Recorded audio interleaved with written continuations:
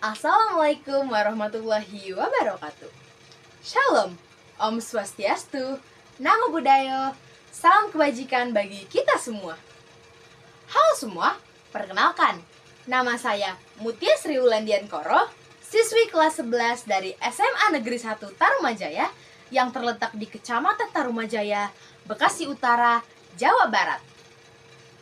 Kali ini, saya akan bertutur mengenai topik Perspektif Literasi Digital Generasi Z berdasarkan buku yang pernah saya baca dengan judul The Art of the Screen Time karya Anya Kamenetz.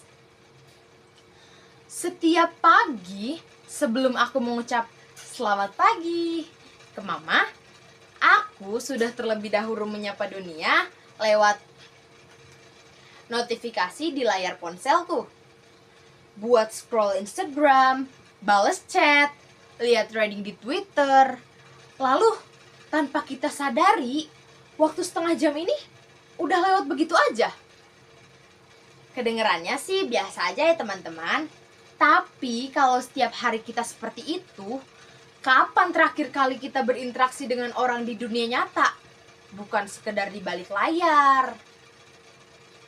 Di dalam buku The Art of the Screen Time, Anya Kamenetz bilang, gunakanlah teknologi seperti kamu makan dengan seimbang. Kalimat itu sih biasa aja ya, tapi punya makna yang dalam banget. Layar itu bisa kasih kita gizi kalau kita tahu porsinya. Tapi layar juga bisa jadi racun kalau kebanyakan. Sekarang ini banyak di antara kita yang hidup di dua dunia.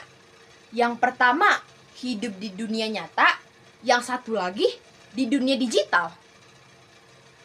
Kita bisa berinteraksi sama ratusan orang lewat chat, tapi kita masih sering ngerasa sendiri di dalam kamar. Kita juga bisa tahu kabar dari seluruh belahan dunia dalam hitungan detik aja, tapi kita masih sering lupa sama keadaan tetangga kita sendiri. Itulah wujud asli dari literasi digital generasi kita sekarang. Mereka itu pandai banget berselancar, tapi mereka itu sering terjatuh dalam arus yang mereka buat sendiri. Dari buku ini, aku belajar 3 hal sederhana yang bisa kita terapkan sekarang. Yang pertama, batasi, bukan hindari. Kata Anya, kalau kita nggak bisa menjauh dari layar, maka kita atur waktunya. Screen time itu bukan musuh, tapi alat yang bisa kita gunakan dalam berbagai bidang. Yang kedua, jeda sebelum buka. Kadang, jeda 5 menit aja sebelum kita buka handphone, itu bisa buat kita berpikir, sebenarnya aku ini butuh handphone atau cuma mau lari dari kesepian?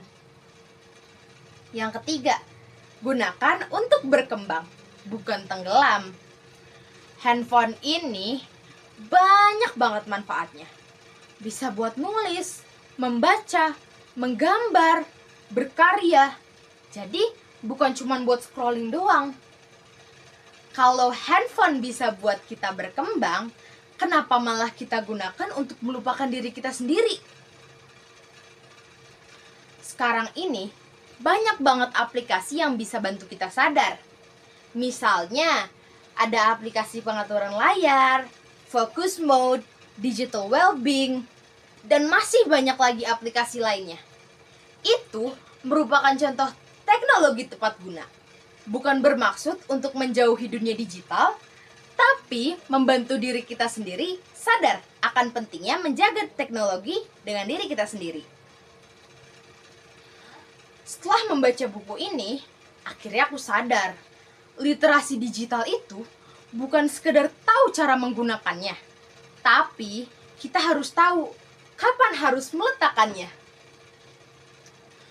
Kalau dulu, orang tua kita itu sering bilang, "Adek, jangan lupa makan ya."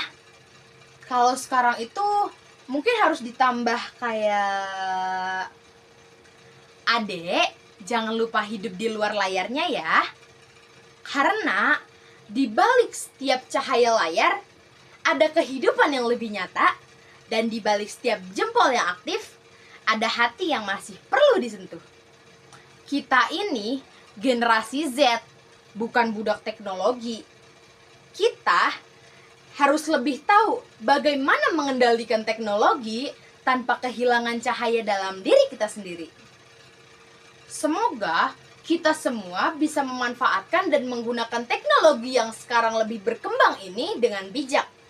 Terima kasih. Wassalamualaikum warahmatullahi wabarakatuh.